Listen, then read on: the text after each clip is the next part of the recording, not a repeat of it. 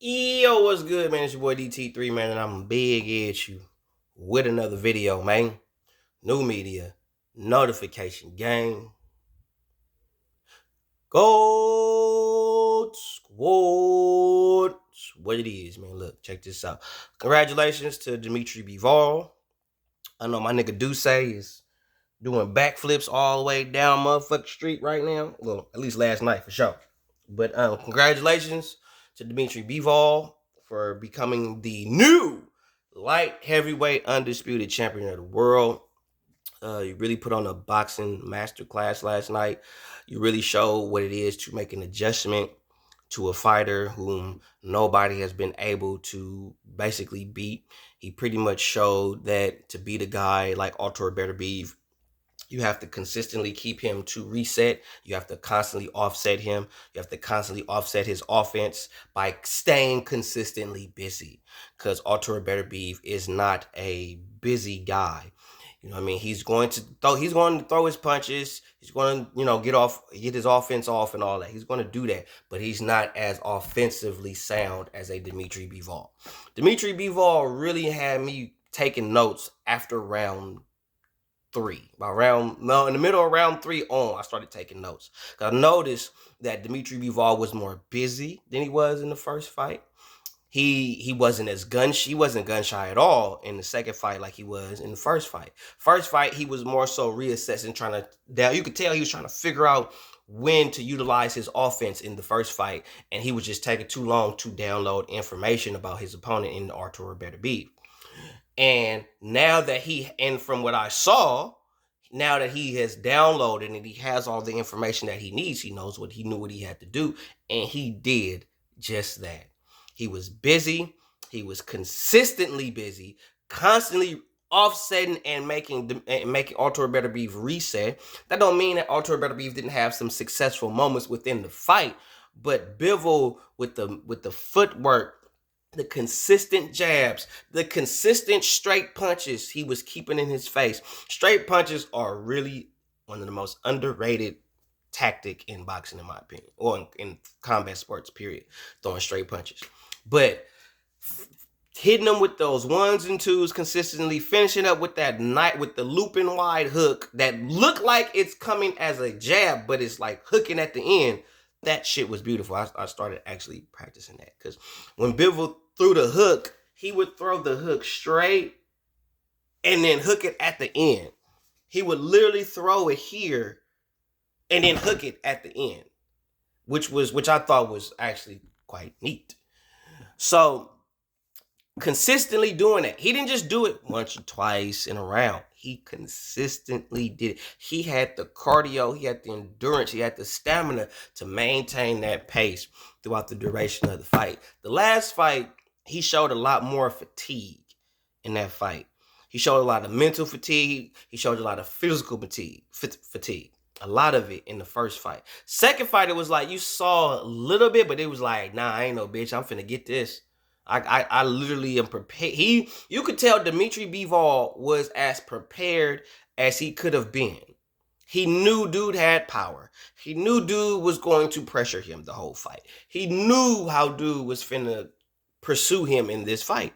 And he did everything that he was supposed to do in that fight, in a Dimitry Bivol. Boxed a beautiful fight, beautiful footwork, and I loved how Bivol never stayed too far out of range and not too much in Artur Beterbiev's range until he got in the corner in some of those rounds when Artur Beterbiev would get him in the corner and start to pursue and attack. Those are the only times where I saw where Artur Beterbiev really had the advantage, was when he would trap him. But even then, it was very hard for Artur Beterbiev to trap him in this fight because Bivol was constantly moving, but he wasn't just moving. He was moving and he was throwing shit. So usually Artur Beterbiev is used to movers and he'll cut him off and throw. Bivol was like, nah, I know what you finna do. You finna try to cut me off here so you could throw, but as soon as you try to cut me, I'm gonna cut you and I'm gonna throw. So I'm gonna offset you. So I know when you wanna throw. So right when I see you finna throw, because you don't do a lot of feints, you throw. You just throw. So that don't mean you don't feint, Alter, but you don't do a lot of feints. So when you ready to throw, I'm finna just ba ba ba ba. As soon as you ba ba, that's what I'm finna do. Some dude said he was fighting scared. I didn't see him as fighting scared. I didn't see that as fighting scared. He didn't. He didn't look like that. He looked bop every time. Move ba ba ba bop bop. He was first. That's the one thing they tell you in when you fighting. They always say be first. You either be the judges see who's first and who's last. That's who they see. And that don't make sense. They see who's first and who's last. You either are the one that's initiating initiating contact or violence, or you the one that's countering shit. You got some judges that like the counters more. And you got other judges that like to see the dude that's more offensive. You got some judges that like to see the ring generalship. And then you got some judges that like to see all the above. It depends. You don't fucking know what you get in fight night. But what I saw from Dimitry Bivol was a boxing master class. That's how you make adjustments. You don't fight the same fight when you fight a guy. That fight was not the same fight. That was a totally different fight. And I mean, based on not just because of the time frame, that was a different fight based on how those two dudes fought. When you look at the Gennady Golovkin, Canelo 2 and 3, when you look at 2 and 3, that pretty much to me is the same fight. The only fight that was different was the first one. But the last two, those were the same fights. They were literally, in my opinion, they were the same fight. Neither one of those dudes fought a different fight. They knew who they was fighting, but they didn't come in there with a different strategy to beat that person. That's how I look at it. Like, Gennady didn't come in there with a completely different strategy. He came in there, Gennady Golovkin. Straight up and down, walk you down, boop, boop, boop, boop, boop, boop, boop, boop, boop. No real different, significant skill change or nothing. None of that. And Canelo knew what to do with that. Just straight up and down, no special effects. You're going to let me hit you. You're going to let me get my punches off, all the shit. You're going to stand there and let me hit you and beat you the fuck up. That's what you're going to do. Because that's what you're known for. You got an iron chin, you take few, and you got all this pop and this pressure, blah, blah, blah. Okay, cool. You cannot expect different results fighting the same way. You cannot. Again, you cannot expect different results doing the same shit. You have to do something different. Something. You have to do something different if you want different results. Period. And Dimitry Bivol did just that last night. So salute to you. Salute to Artur Beterbiev. It's your first loss. You lost to Bivol, so at the end of the day, they're not gonna say you trash or like they would like some fighters. They'd be like, oh, he's garbage, he's trash, and this, that, blah, blah, blah, blah, blah. Anybody that say Artur Beterbiev is trash, they hating. They just hating. Or they just a Bivol fanboy.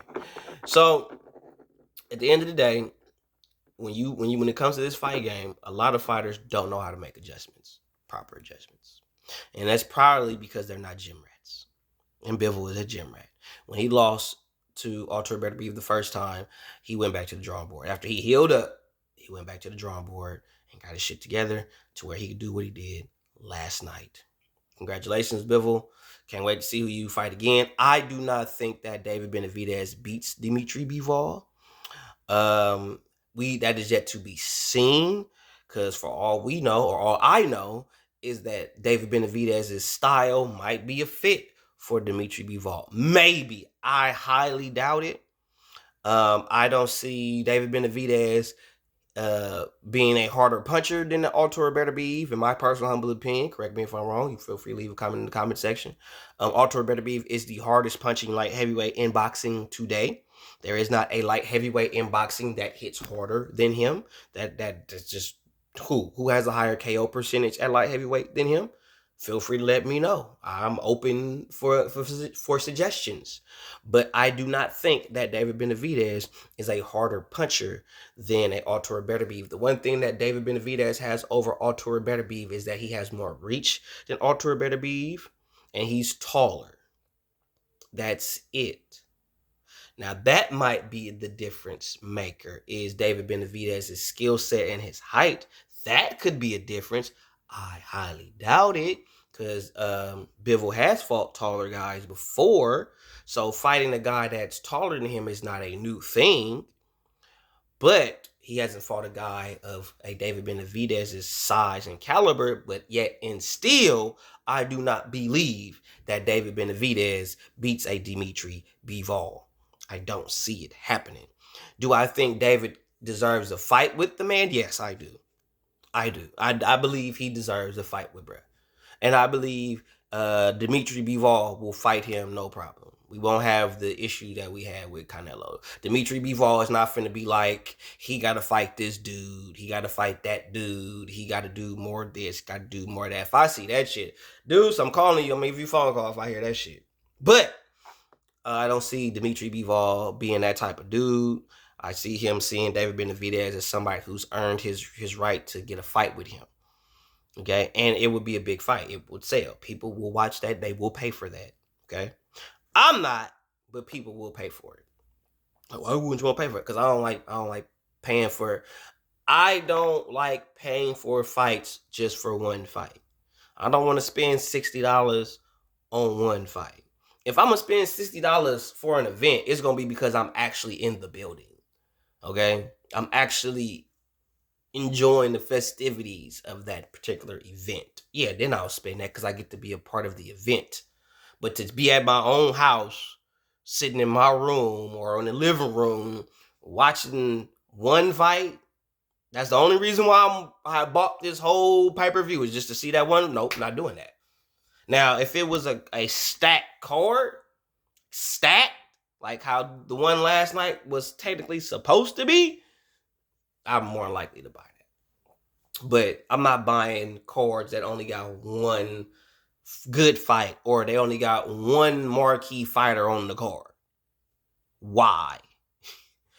But again, congratulations to Dimitry Bivol for becoming the lightweight undisputed champion of the world. You've joined one of many at this point, you know, and one of few of the 4-belt era. So congratulations to you, and I hope to see you fighting more likely either. Well, based on the damage you probably took, you probably not gonna fight until probably like the end of the year, maybe. I know Bivol gonna fight again this year. So, well, I don't really know. I'm assuming. I want to believe that he'll fight again this year. I'm hoping, wishful thinking. So, but yeah, I hope to see him fight again this year, maybe September, between September and November. So, congratulations, man. Salute to you, bro.